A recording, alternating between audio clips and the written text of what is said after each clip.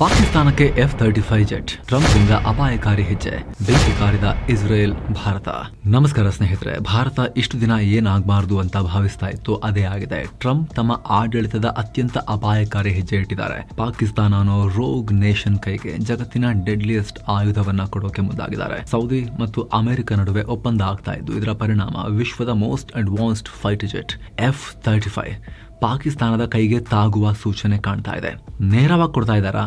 ಹಂಗಲ್ಲ, ಕೊಡೋಕ್ಕೂ ಕೂಡ ಇನ್ನು ಹೇಸೋದಿಲ್ಲ. ದುಡ್ಡು ಕೊಟ್ರೆ ಕೊಡ್ತಾರೆ, ಅಷ್ಟು ದುಡ್ಡಿಲ್ಲ ಪಾಕಿಸ್ತಾನದ ಹತ್ರ. ಆಶ್ಚರ್ಯ ಇಲ್ಲ ಕೊಟ್ಟರು ಕೂಡ.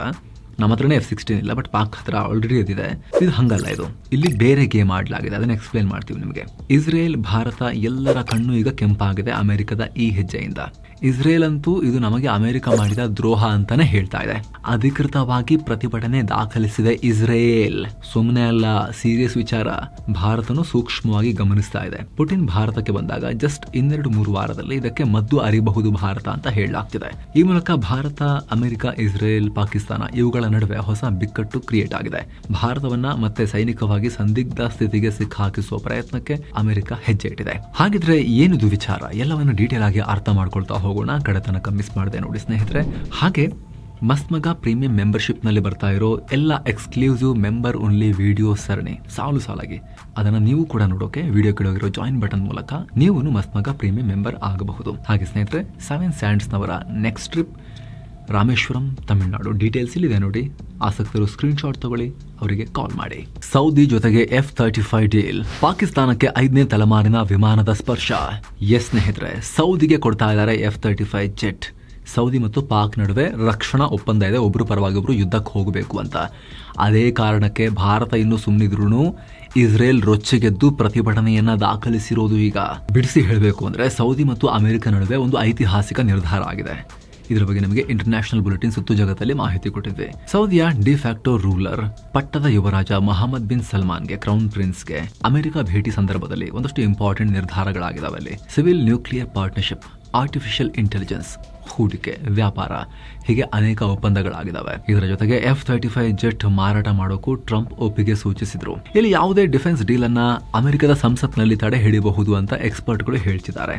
ಆದರೆ ಸ್ನೇಹಿತರೆ, ಎಷ್ಟರ ಮಟ್ಟಿಗೆ ಅದಾಗುತ್ತೆ ಅನ್ನೋದು ದೊಡ್ಡ ಕ್ವಶನ್ ಮಾರ್ಕ್. ಯಾಕಂದರೆ ಇಲ್ಲಿ ರಾಜತಾಂತ್ರಿಕ ವಿಚಾರ ಆದರೆ ಅಮೆರಿಕನ್ ಸಂಸದರು ಇದನ್ನು ತಡೆಯೋ ಪ್ರಯತ್ನ ಮಾಡ್ತಾರೆ.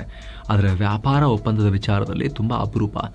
ಆ ಮಟ್ಟಿಗೆ ಬಿಸ್ನೆಸ್ ಮತ್ತು ಡಿಫೆನ್ಸ್ ಮ್ಯಾನುಫ್ಯಾಕ್ಚರರ್ಗಳದ್ದು ಅಲ್ಲಿ ಲಾಬಿ ಇದೆ. ಹೀಗಾಗಿ ಸೌದಿಗೆ ಅಮೆರಿಕ F-35 ಜೆಟ್ಗಳನ್ನು ಮಾರಾಟ ಮಾಡೋದು ಬಹುತೇಕ ಖಚಿತ. ಸೌದಿ ಹತ್ರ ದುಡ್ಡಿಗೆ ಏನು ಕೊರತೆ ಇಲ್ಲ ತಗೊಳಕ್ಕೆ. ಅದಕ್ಕೆ ಅಧಿಕೃತ ಮುದ್ರೆ ಬೀಳೋದೊಂದೇ ಬಾಕಿ ಅನ್ನೋ ಮಾಹಿತಿ ಈಗ. ಆದ್ರೀಗ ಇದೇ ಡೀಲ್ ಕಾರಣದಿಂದಾಗಿ ಪಾಕಿಸ್ತಾನದ ಕೈಗೆ ದುಡ್ಡಿಲ್ಲ ಅಂದ್ರೂ ಕೂಡ F-35 ಸ್ಪರ್ಶ ಆಗೋಕೆ ಕಾರಣ ಆಗ್ತಾ ಇದೆ. ಇತ್ತೀಚೆಗೆ ಏನಾಗಿತ್ತು ಹೇಳಿ? ಕತಾರ್ ಮೇಲೆ ಇಸ್ರೇಲ್ ದಾಳಿ ಮಾಡಿದ ನಂತರ ಪಾಕಿಸ್ತಾನ ಸೌದಿಗೆ ಅಣ್ವಸ್ತ್ರ ಕೊಡ್ತೀವಿ ಅಂತ ಅಗ್ರಿಮೆಂಟ್ ಮಾಡ್ಕೊಂಡಿತ್ತು.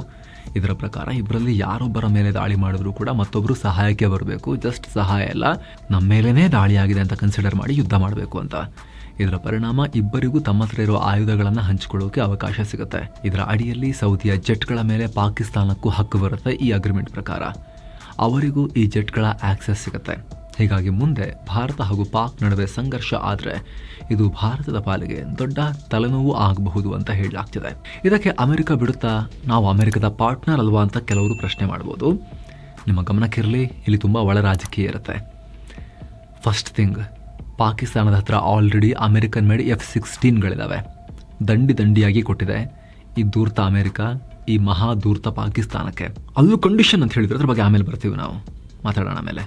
ಇಲ್ಲೂ ಅಷ್ಟೇ, ಪಾಕಿಸ್ತಾನಕ್ಕೆ F-35 ಜೆಟ್ ಯೂಸ್ ಮಾಡೋಕ್ಕೆ ನಾವು ಬಿಡಲ್ಲ, ಸೌದಿ ಕೊಟ್ಟಿದ್ದು ಅಂತ ಅವರು ಹೇಳಬಹುದು. ಆದರೆ ಭಾರತ ಮೈ ಮರೆಯೋಕ್ಕಾಗಲ್ಲ. ಪಾಕ್ ಇದನ್ನು ಭಾರತದ ವಿರುದ್ಧ ಬಳಸೋ ಸಾಧ್ಯತೆಗಳು ಇದ್ದೇ ಇರುತ್ತೆ. ಯಾಕೆ ಅಂತ ನಿಮಗೆ ಎಕ್ಸ್ಪ್ಲೇನ್ ಮಾಡ್ತೀವಿ ನಾವು. ಮೊದಲಿಗೆ ಅಮೆರಿಕ ಪಾಕಿಸ್ತಾನಕ್ಕೆ ಕೊಟ್ಟ ವಿಮಾನಗಳ ವಿಚಾರದಲ್ಲಿ ಹೆಚ್ಚಿನ ಕಂಟ್ರೋಲ್ ಇಟ್ಕೊಳ್ಳಲ್ಲ, ಹೆಸರಿಗಷ್ಟೇ ಹೇಳುತ್ತೆ. ಅಮೆರಿಕ ಡಬಲ್ ಗೇಮ್ ಮಾಡುತ್ತೆ. ಜಗತ್ತಿನಾದ್ಯಂತ ಈ ರೀತಿ ಫೈಟರ್ ಜೆಟ್ಗಳನ್ನು ಕೊಟ್ಟಾಗ ಅವರು ಕಂಡೀಷನ್ ಹಾಕಿ ಸ್ಟ್ರಿಕ್ಟ್ ಆಗಿ ಫಾಲೋ ಮಾಡ್ತಾರೆ, ಕಂಟ್ರೋಲ್ ಮಾಡ್ತಾರೆ. ಇಂತಿಂಥವ್ರ ಮೇಲೆ ಇಂತಿಂಥ ಉದ್ದೇಶಕ್ಕೆ ಮಾತ್ರ ಬಳಸಬೇಕು, ಇಂಥವ್ರ ಮೇಲೆ ಬಳಸಂಗಿಲ್ಲ, ನಮ್ಮ ಮಿತ್ರರ ಮೇಲೆ ಬಳಸಂಗಿಲ್ಲ ಅಂತೆಲ್ಲ ಕಟ್ಟುನಿಟ್ಟಾಗಿ ಫಾಲೋ ಮಾಡಿಸುತ್ತೆ. ಆದರೆ ಪಾಕಿಸ್ತಾನಕ್ಕೆ ಮಾತ್ರ ಅವರು ತೀರಾ ಟೈಟ್ ಕಂಟ್ರೋಲ್ ಮಾಡಲ್ಲ. ಭಾರತ ಅನ್ನೋ ದೈತ್ಯ ಶಕ್ತಿಯನ್ನ ಹಿಂಸಿಸಬೇಕು, ಬಗ್ಗಿಸಬೇಕು, ತಗ್ಗಿ ಬಗ್ಗಿ ನಡೆಯೋ ಥರ ಮಾಡಬೇಕು ಅಂತ ಹೇಳಿದ್ರೆ ಪ್ರತಿ ಸಲ ಪಾಕಿಸ್ತಾನ ಅನ್ನೋ ಸೂಜಿಯನ್ನ ಅವರು ಚುಚ್ಚುತ್ತಾ ಇರಬೇಕು ನಮಗೆ. ಹೀಗಾಗಿ ಏನೇ ಆಯುಧ ಕೊಟ್ಟರು ಅದರಲ್ಲಿ ಭಾರತವನ್ನ ಮಣಿಸೋ ಉದ್ದೇಶ ಇಟ್ಕೊಂಡಿರ್ತಾರೆ. ಆಗ್ಲೇ ಮೆನ್ಷನ್ ಮಾಡಿದ್ವಲ್ಲ, F-16 ಯುದ್ಧ ವಿಮಾನಗಳನ್ನ ದಂಡಿಯಾಗಿ ಕೊಟ್ಟಿದ್ದಾರೆ ಪಾಕಿಸ್ತಾನಕ್ಕೆ ಅಂತ. ಉಗ್ರ ವಿರೋಧಿ ಕಾರ್ಯಾಚರಣೆಗೆ ಇದನ್ನು ಕೊಟ್ಟಿದ್ದೀವಿ ಅಂತ ಹೇಳಿದ್ರು. ನಾವು ತುಂಬ ಸಲ ಹೇಳಿದ್ದೀವಿ, ಏನು ಜೋಕ್ ಮಾಡ್ತಾ ಇದ್ದೀರಾ? ಯಾವ ಉಗ್ರರು ಫೈಟರ್ ಜೆಟ್ಟಲ್ಲಿ ಬರ್ತಾರೆ, F-16 ಬರ್ತಾರೆ ಫೈಟ್ ಮಾಡೋಕ್ಕೆ ನಿಮಗೆ? ಅವರೆಲ್ಲ ಗುಡ್ಡಗಾಡಲ್ಲಿ ಕೆಳಗೆ ನಿಂತ್ಕೊಂಡು ಕಲ್ಲು ಹೊಡಿಯೋರು ಅಥವಾ ಹಿಂಗೆ ಫೈರ್ ಮಾಡೋರು. ಅವ್ರಿಗೆ ಹೊಡೆಯೋಕ್ಕೆ ನೀವು F-16 ಕೊಡಬೇಕಾ? ಹೆಲಿಕಾಪ್ಟರ್ಗಳನ್ನು ಕೊಟ್ಟರೆ ಸಾಕಲ್ಲ ಸ್ವಾಮಿ ಅವ್ರನ್ನ ಹೊಡ್ಕೊಂಡು ಹೋಗೋಕ್ಕೆ. F-16 ಬೇಕಾ ಅದಕ್ಕೆ? F-16 ಒಂದು ಪ್ರೀಮಿಯಂ ಫೈಟರ್ ಜೆಟ್, ಅದು ಕೂಡ ದಂಡಿಯಾಗಿ ಒಂದು 75 ಜೆಟ್ ಕೊಟ್ಟಿದ್ದಾರೆ ಪಾಕಿಸ್ತಾನಕ್ಕೆ ಉಗ್ರರ ವಿರುದ್ಧ ಕಾರ್ಯಾಚರಣೆಗೆ. ಏನು ಜೋಕ್ ಮಾಡ್ತಿದೆ ಅಮೆರಿಕ ಪಾಕಿಸ್ತಾನ ಸೇರಿಕೊಂಡು? ಇದು ಜೋಕ್ ಅಂತೇಳಿ ಪಾಕಿಸ್ತಾನನೇ ಪ್ರೂವ್ ಮಾಡಿದೆ. ಭಾರತದ ವಿರುದ್ಧ ಬಳಸ್ತಾ ಬಂದಿದೆ ಪಾಕಿಸ್ತಾನ. 2019 ಆಪರೇಷನ್ ಬಂದರ್ ಇರ್ಬೋದು, 2025 ಆಪರೇಷನ್ ಸಿಂಧೂರ್ ಇರ್ಬೋದು, ಪ್ರತಿ ಸಲ ಉದ್ವಿಗ್ನತೆ ಎದ್ದಾಗಲೂ ಕೂಡ ಅವರು ಮೇನ್ ಫೈಟರ್ ಜೆಟ್ ಆಗಿ ಅದನ್ನು ಯೂಸ್ ಮಾಡಿ ಹಾರಿಸಿದ್ದಾರೆ. ಅದಕ್ಕೆಲ್ಲ ಅಮೆರಿಕ ಹೆಚ್ಚಿನ ನಿರ್ಬಂಧವನ್ನು ವಿಧಿಸಿಲ್ಲ. ಏನು ಸೌದಿಗೂ ಕೂಡ ಇದನ್ನು ಪಾಕಿಸ್ತಾನಕ್ಕೆ ಕೊಡದೆ ಬೇರೆ ದಾರಿ ಇಲ್ಲ. ಯಾಕಂದ್ರೆ ಪಾಕ್ ಯುದ್ಧ ಮಾಡಿದ್ರೆ ಒಪ್ಪಂದದ ಪ್ರಕಾರ ಸೌದಿಯ ಸೈನಿಕರಂತೂ ಬಂದು ಪಾಕ್ ಪರ ನಿಂತು ಹೋರಾಡಕ್ಕಾಗಲ್ಲ. ಶಕ್ತಿ ಮತ್ತು ಉತ್ಸಾಹ ಎರಡೂ ಕೂಡ ಇಲ್ಲ. ಮಿಲಿಟರಿ ಪರಂಪರೆ ಅಷ್ಟಿಲ್ಲ ಅವ್ರದ್ದು, ಮಾಡರ್ನ್ ಮಿಲಿಟರಿ ಪರಂಪರೆ. ಆದರೆ ಒಪ್ಪಂದ ಜೀವಂತವಾಗಿರಬೇಕು ಅಂದರೆ ಪಾಕ್ ಹೇಗೆ ಹುತಿಗಳ ವಿರುದ್ಧ ತನ್ನ ಸೈನಿಕರ ರಕ್ತವನ್ನೇ ಕೊಡ್ತಾ ಇದೆಯೋ ಹಾಗೆ ಸೌದಿ ಅದಕ್ಕೆ ಹಣ, ಆಯುಧ ಆದರೂ ಕೊಡಬೇಕಾಗತ್ತೆ. ಹೀಗಾಗಿ ಅಮೆರಿಕದಿಂದ ಪಡೆದ F-35 ಜೆಟ್ಗಳನ್ನು ಸೌದಿ ಪಾಕಿಸ್ತಾನಕ್ಕೆ ಕೊಡಬಹುದು. ಹಾಗೆ ನೋಡಿದ್ರೆ ಇಂಥ ಒಪ್ಪಂದ ಇಲ್ಲದೆ ಹೋದರೂ ಕೂಡ ಜಗತ್ತಿನ ಅನೇಕ ಇಸ್ಲಾಮಿಕ್ ರಾಷ್ಟ್ರಗಳು ಪಾಕಿಸ್ತಾನಕ್ಕೆ ಈ ರೀತಿ ಹೆಲ್ಪ್ ಮಾಡಿವೆ. ಮುಂಚೆ ಇರಾನ್ ರಜಾ ಶಾ ಪಹಲವಿ ಕಾಲದಲ್ಲಿ ಹೆಲಿಕಾಪ್ಟರ್ ಕೊಡ್ತಾ ಇತ್ತು. ಆಮೇಲೆ ಜೋರ್ಡನ್ ತನ್ನ ಯುದ್ಧ ವಿಮಾನಗಳನ್ನೇ ಪಾಕಿಸ್ತಾನಕ್ಕೆ ಮಾರಿತ್ತು. ಪ್ಯಾಲೆಸ್ತೀನ್ ಬಂಡುಕೋರನ್ನ ಹತ್ಯೆ ಮಾಡೋಕೆ ಜೋರ್ಡನ್ ಪಾಕಿಸ್ತಾನವನ್ನು ಕೇಳಿಕೊಂಡಾಗ ಪಾಕಿಸ್ತಾನದ ಮಿಲಿಟರಿ ಜನರಲ್ ಜಿಯಾ ಉಲ್ ಹಕ್ ತನ್ನ ಸೇನೆ ಕಳಿಸಿ ಜೋರ್ಡನ್ನಲ್ಲಿದ್ದ ಪ್ಯಾಲೆಸ್ತೀನಿಗಳನ್ನೆಲ್ಲ ಹತ್ಯೆ ಮಾಡಿ ಬಂದ. ಅದಕ್ಕೆ ಬಹುಮಾನವಾಗೂ ಕೂಡ ಅವರು ಹೆಲ್ಪ್ ಮಾಡಿದ್ರು. 1971 ಯುದ್ಧದ ಟೈಮ್ನಲ್ಲಂತೂ ಜೋರ್ಡನ್ ಒಂದು ಇಡೀ ಸ್ಕ್ವಾಡ್ರನ್ F-Series ಸ್ಟಾರ್ ಫೈಟರ್ ವಿಮಾನದ ಒಂದು ಇಡೀ ಸ್ಕ್ವಾಡ್ರನ್ನ ಕಳಿಸ್ಕೊಟ್ಟಿದ್ರು ಪಾಕಿಸ್ತಾನ ಪರವಾಗಿ. ಇಡೀ ಸ್ಕ್ವಾಡ್ರನ್ ವಿತ್ ಪೈಲಟ್ಸ್ ಕಳಿಸ್ಕೊಟ್ಟಿದ್ರು ಪಾಕಿಸ್ತಾನ ಪರವಾಗಿ ಜೋರ್ಡನ್ನ ರಾಜ. ಅಮೆರಿಕ ಮೇಡ್ F-Series ವಿಮಾನಗಳು. ಅಷ್ಟೇ ಯಾಕೆ 2016 ಕೂಡ ಪಾಕಿಸ್ತಾನಕ್ಕೆ ಜೋರ್ಡನ್ F-16 ಮಾರಿತ್ತು. ಏನೋ ಕತಾರ್ ಅಂತೂ ಇವತ್ತಿಗೂ ತನ್ನ ಏರ್ಫೋರ್ಸ್ ಒಳಗಡೆ ಪಾಕಿಸ್ತಾನವನ್ನ ಸೇರಿಸ್ಕೊಂಡ್ಬಿಟ್ಟಿದೆ ಒಳಗಡೆ. ನಾವು ರಫೇಲ್ ಜೆಟ್ ಅನ್ನು ನಮ್ಮ ಹತ್ರ ಸೂಪರ್ ಫೈನೆಸ್ಟ್ ಪಾಕ್ ವಿರುದ್ಧ ಬ್ರಹ್ಮಾಸ್ತ್ರ ಅಂತ ಕರಿತೀವಿ. ಆದರೆ ಇದೇ ರಫೇಲ್ ಜೆಟ್ಗಳನ್ನು ಕತಾರ್ ಕೂಡ ಯೂಸ್ ಮಾಡ್ತಿದೆ. ಅವ್ರ ಹತ್ರ ಸದ್ಯಕ್ಕೆ 36 ಇವೆ. ಈ ಜೆಟ್ಗಳನ್ನು ಅವರು ಪಾಕ್ ಪೈಲಟ್ಗಳ ಕೈಗೆ ಕೊಡ್ತಾ ಇದ್ದಾರೆ. ಮೇಂಟೆನೆನ್ಸ್, ತರಬೇತಿ ಅಂತ ಹೇಳಿ ಅದರ ತಂತ್ರಜ್ಞಾನ, ಮಾಹಿತಿ ಎಲ್ಲವನ್ನ ಕತಾರ್ ಪರೋಕ್ಷವಾಗಿ ಪಾಕಿಸ್ತಾನ ಕೊಡ್ತಾ ಇದೆ.